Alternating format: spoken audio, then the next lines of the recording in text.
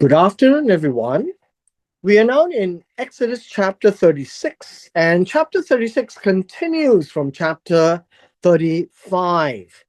The reason that we are spending this time in the next couple of chapters very quickly is that these chapters are the implementation of chapters 25 to 31.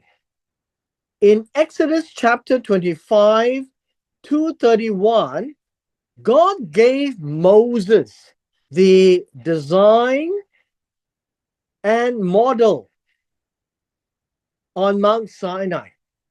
From this chapter and before, actually, from chapter 35 onwards, for the next few chapters, we will see how they are going to build the tabernacle.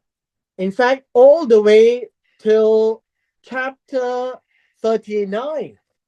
So from chapter 35 to chapter 39, they are going to build. Now you find that it is quite an interesting way of presenting one, what God instructed Moses on Mount Sinai. That's the perspective of the instruction, and all verbal and in some way a vision to show how the model of the tabernacle will look like. I trust that we are all aware of the axiom God's house, God's rules. Now, what it means really is this: if this is God's house, then it must be built according to God's rules. Whatever He wants in the house, not whatever people feel like making. Although God had instructed Moses on Mount Sinai, God had also delegated in chapter 25 and instructed Moses that there will be a few persons, Bezalel, Oholiab, some of these people that God is going to endow with wisdom. Now, I want us to understand that the construction of God's model requires the wisdom and insight and knowledge that does come from God. We have talked about it last week, that there is the basic knowledge and skill of Bezalel and Oholiab and all the other skilled artisans, the wise people. They are wise in doing their things. And so, on top of their ability to do things, God endowed them with wisdom. Now, this is very important because wisdom is what God is giving to do God's work. Each of them are already good in their own way. They have their own skills, they have their own extraordinary ability beyond what other common people had. But why did God need to endow more? So that the reconstruction of any model of the tabernacle cannot be done on sheer human skill, however good those human skills are. God has a model in mind, and that in the presence of mind of Bezalel and Oholiab, and it says here every gifted artisan. These gifted artisan literally means wise hearted man. Wise hearted. The entire passage is filled with the word wise. Chokmah. Wisdom itself is very important. It's not just gifted in its ability, but wise, exceptional insight, whom Jehovah has given. I don't like this word put, but the English translation does that. given wisdom and understanding. So this word put is actually not a good word to use. But more importantly, they now know how to do all manner of work for the work of the sanctuary, for the construction work. Not just any work, but this is the design and construction work. And they are all to do according to all that God has commanded. Now, what did God command? God commanded Moses. And Moses spoke to Bezalel and Oholiab. They are the lead for the construction. Now, I just want to spend just a little bit of time to help us understand the sheer importance of this word wisdom. Why is wisdom so important in this aspect?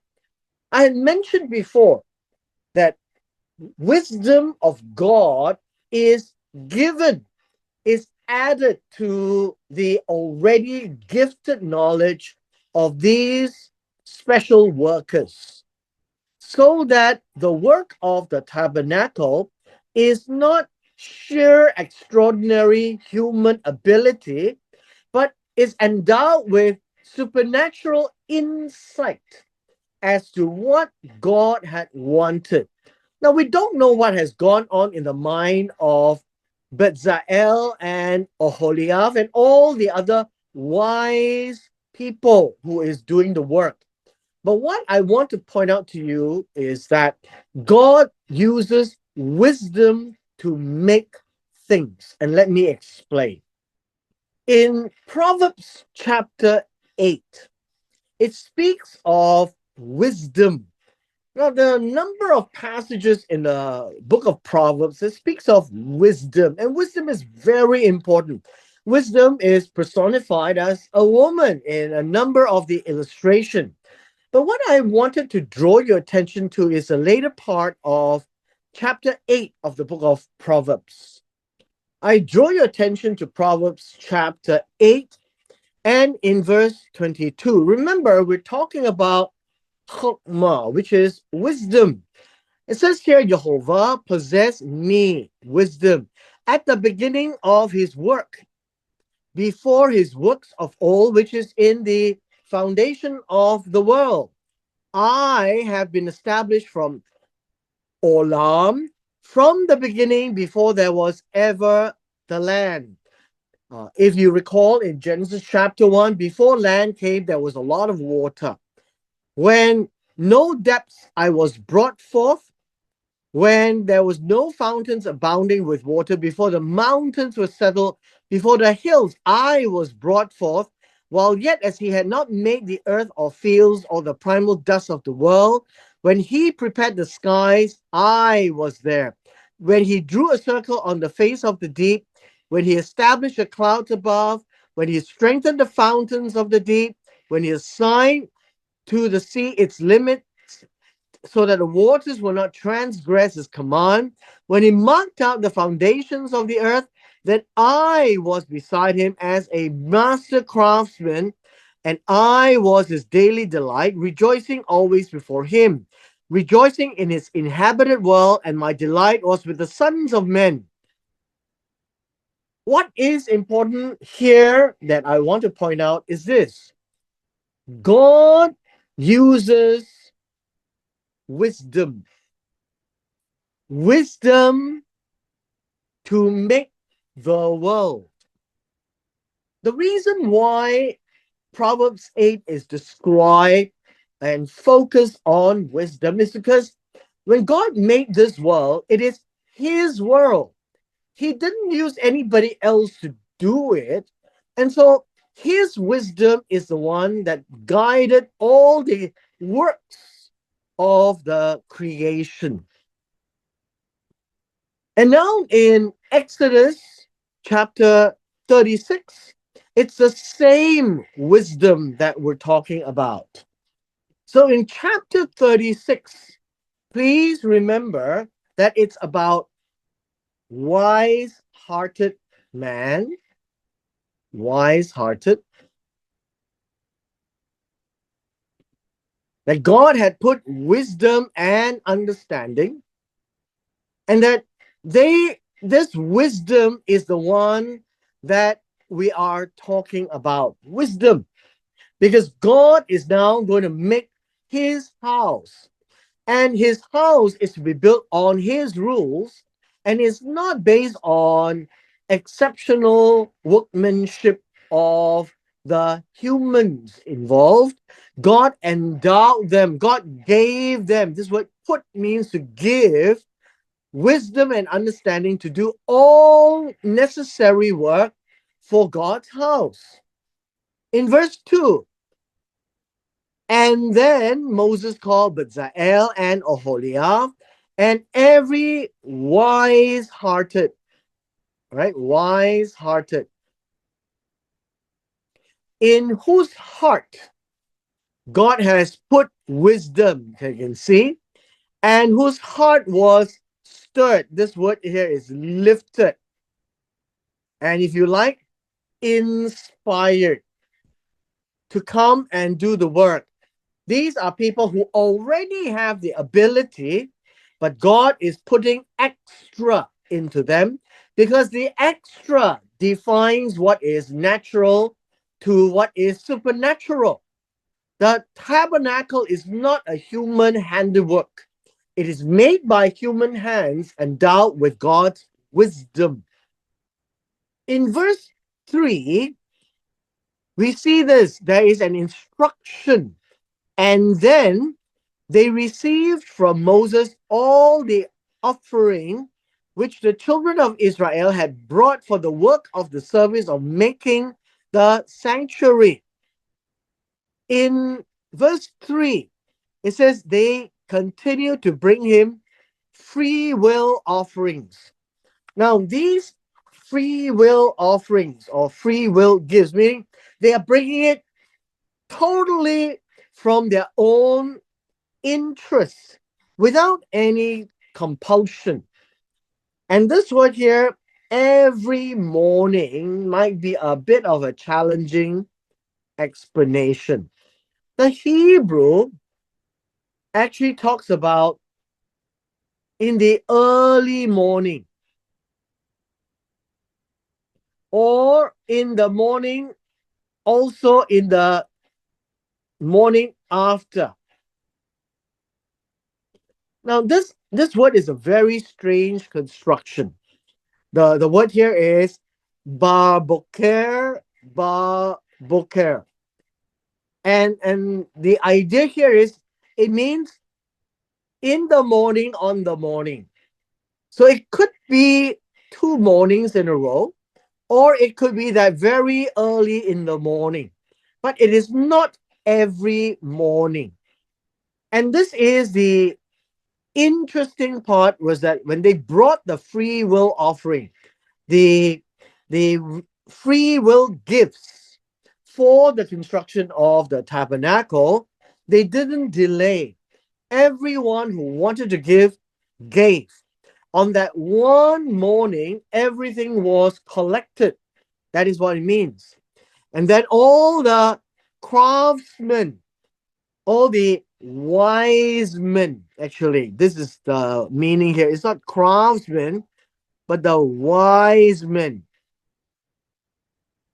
who were doing all the work of the sanctuary came, each from the work he was doing, and they spoke to Moses, saying, the people bring much more than enough for the service of the work which the Lord commanded us to do. What does this mean? This means that there is enough, plus there is surplus. What it entails is the wise men assessed all the free gift that was brought. They, in their estimation, that they think that it is very enough for the work, and the excess is likely to be used for future repairs. They were not distributing out to everybody to take home. The surplus was also given for the work of the tabernacle.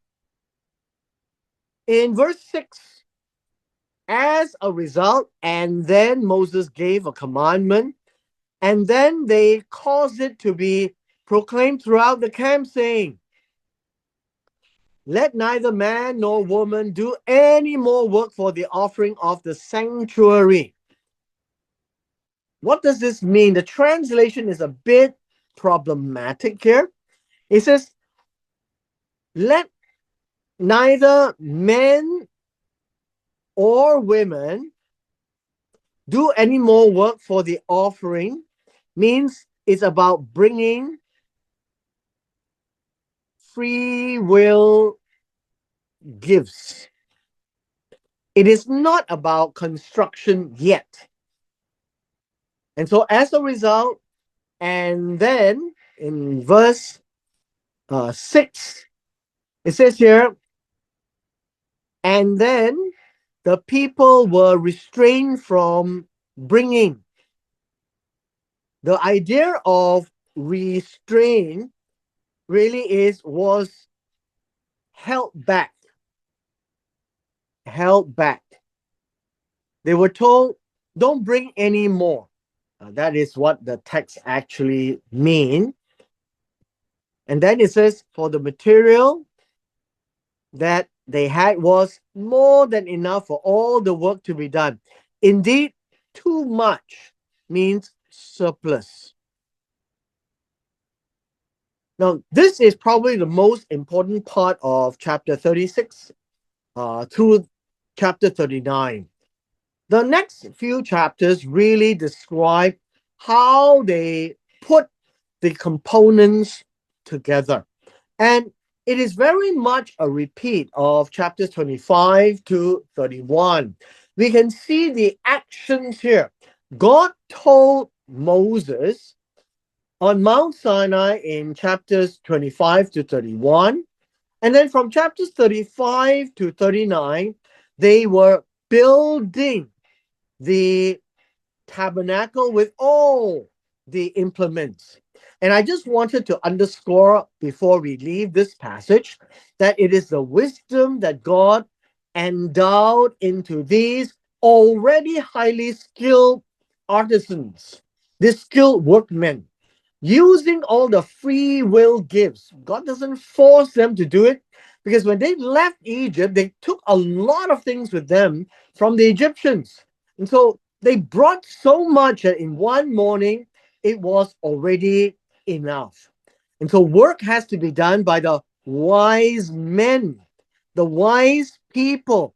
And all the people who were doing the construction are called wise men, meaning they were endowed with wisdom and understanding, even though they were already very good in everything they did. But God's house, God's rules, and endowed by God's wisdom. And wisdom means insight. It is not special knowledge, but special insight. When they look at things, they can now see what needs to be done much better than they were before. Before, they were already very sharp. Now they are sharper still.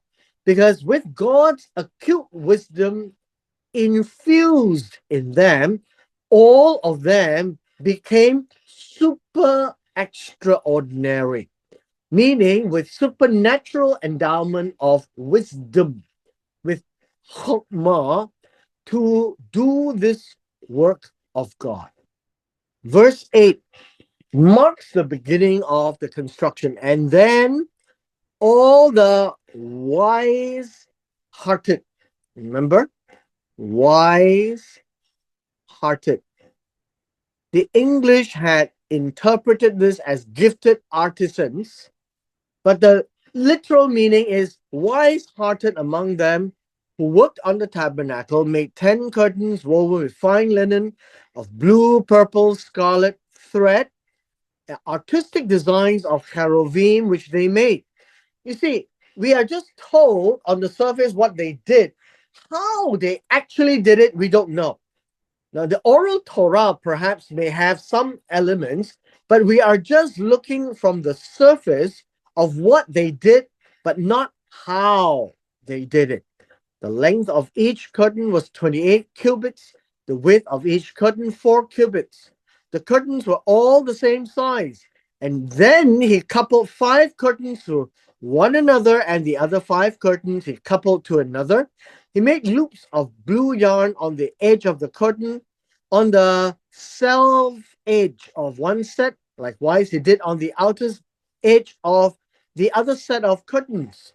50 loops he made on one curtain, 50 loops he made on the edge of the other set.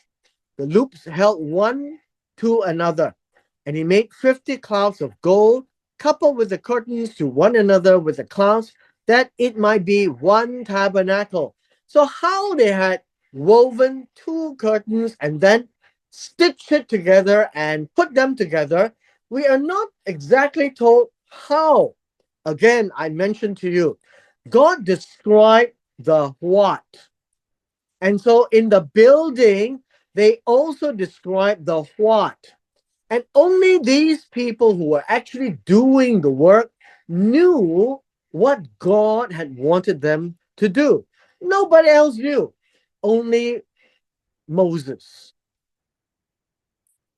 He goes on to describe this. He made curtains of goat's hair for the tent over the tabernacle. He made 11 curtains, and you go back and read chapter 35, 36, 37, 38, and 39. The length, it will be building exactly as how God described in chapters 25 to 31. The length of each curtain was 30 cubits, the width each curtain 4 cubits, the 11 curtains the same size. He coupled them, he somehow put them together, 5 curtains and 6 curtains. Then he made 50 loops on the edge of the curtain that is outermost in one set, 50 loops on the edge of the curtain on the other set. He also made 50 bronze clouds or copper clouds to couple the tent together that it might be one. Then he made a covering of the tent of ram skins dyed red, and a covering of, uh, badger skin. Now, we translate as badger skin, but the word here is takash skin. We will just read through and remind ourselves what God actually instructed. I would not spend the time to go through this because from chapters 25 to 31, we already spent a fair amount of time describing it. But remember, as we read through these passages, it's God's wisdom that enabled all of these to be made. For the tabernacle, he made with boards of acacia wood, standing upright. The length of each board was 10 cubits, the width of each board a cubit and a half. Each board had 2 tenons for binding to one another. Thus he made for all the boards of the tabernacle. And he made boards for the tabernacle, 20 boards for the south side, 40 sockets of silver he made to go under the 20 boards, 2 sockets under each board for its 2 tenons. They are interlocking boards. And for the other side of the tabernacle, the north side, he made 20 boards, the 2 sides, the north and south side. And there are 40 sockets of silver, 2 sockets under each of the boards. For the west side of the tabernacle, he made 6 boards, which is the back side of the tabernacle. The front is always east.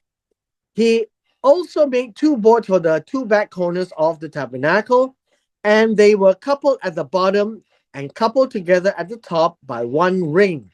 Thus he made both of them for 2 corners. So there were 8 boards and their sockets, 16 sockets of silver, 2 sockets under each of the boards.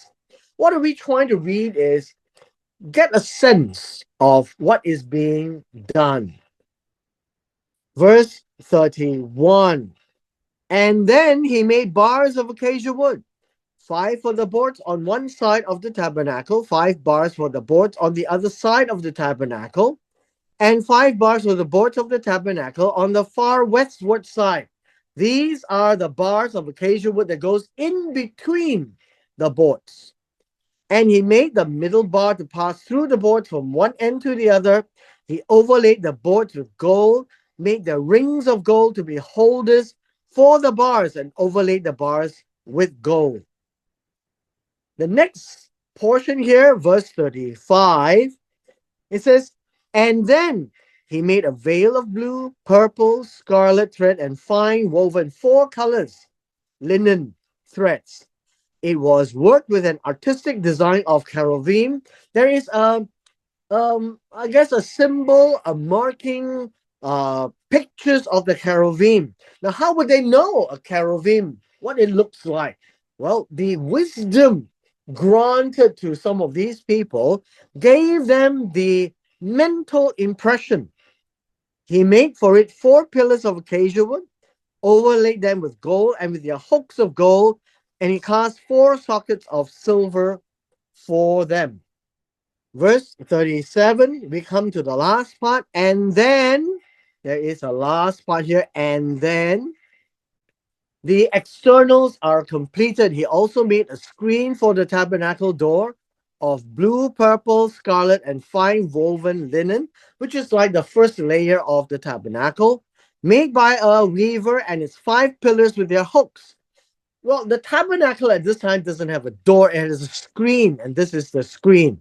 And he overlaid their capitals and the rings with gold capitals on the top with the rings of gold, but their 5 sockets were copper. Now, what we have read in chapter 36 is the externals of the tabernacle. The tabernacle walls, the tabernacle coverings, and multiple layers of it, the walls of both the north side and the south side, and the west side, and how they made the front east side with the screen. All we have been told is that these were specially skilled people with wise heart, that God endowed with wisdom and understanding as to how and what to do. What we have read is what exactly they are doing. How did they do it in its actual design came from both their own skills as well as insight by the wisdom of God.